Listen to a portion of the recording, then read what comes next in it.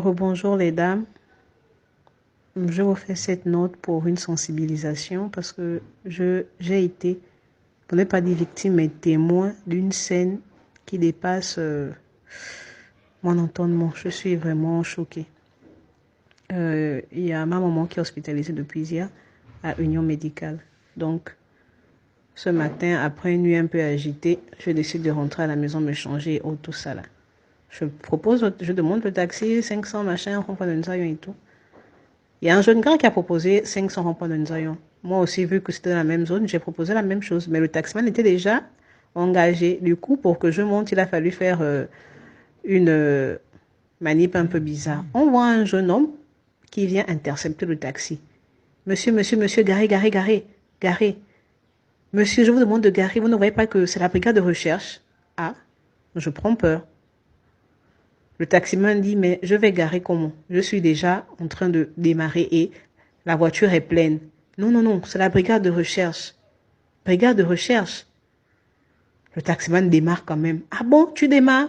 On voit maintenant, on se rend compte que au niveau du rond-point de RTG, de la RTG là, il y a un véhicule qui nous fait des jeux de phare. Véhicule noir, Hyundai.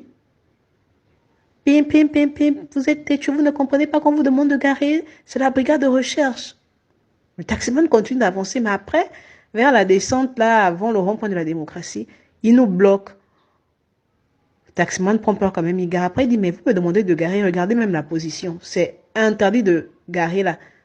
Je ne peux pas. Et puis, j'ai tous mes papiers. D'abord, vous m'arrêtez, pourquoi? Quand il a vu que le taximan a fait sortir ses papiers, il a commencé à bouder, il dit, d'ailleurs, c'est pas toi qu'on recherche, c'est le jeune homme qui est devant là, c'est lui qu'on recherche. Il doit descendre et on l'embarque. Le jeune homme est stupéfait, il dit, moi, que j'ai fait quoi?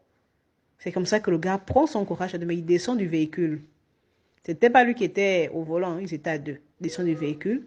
Il va ouvrir la portière pour faire descendre le petit. Le petit dit, moi, je ne descends pas. D'ailleurs, j'appelle mon oncle qui est commandant la GR. Vous ne pouvez pas m'arrêter comme ça. Qu'est-ce que j'ai fait? Le gars sort, il fouille sa poche, il sort de machin, une vieille carte pliée de gendarmerie avec un billet de 2000 francs. Mais vous prenez même pour qui? Mon petit, descendez, hein. Vous n'êtes pas là pour empiéter dans nos recherches. Vous montez, vous êtes recherché, vous montez. Après, il dit non, je ne monte pas. Il dit bon, ok, d'accord. D'ailleurs, comme vous êtes mal garé, allez-y garer au checkpoint des gendarmes là, au rond-point de la démocratie, on vous prend là-bas.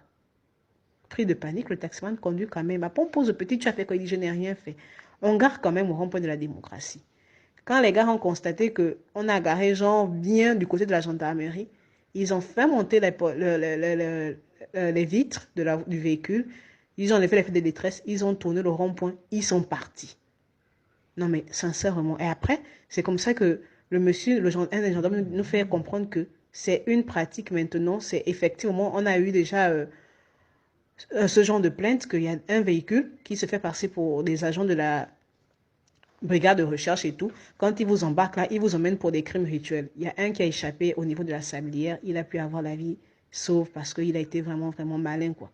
Donc vous imaginez si le jeune garçon était monté bêtement, Dieu seul sait ce qui serait arrivé. En fait, je partage avec vous ça pour que vous puissiez sensibiliser autour de vous parce que cette période-là, on ne sait pas. Il y a des personnes qui ne connaissent pas leurs droits, des personnes vulnérables qui auraient pu se laisser manipuler et embarquer bêtement et ça y est, on allait parler d'autre chose. Juste faire passer le message autour de vous, quoi, parce que franchement, je suis choquée.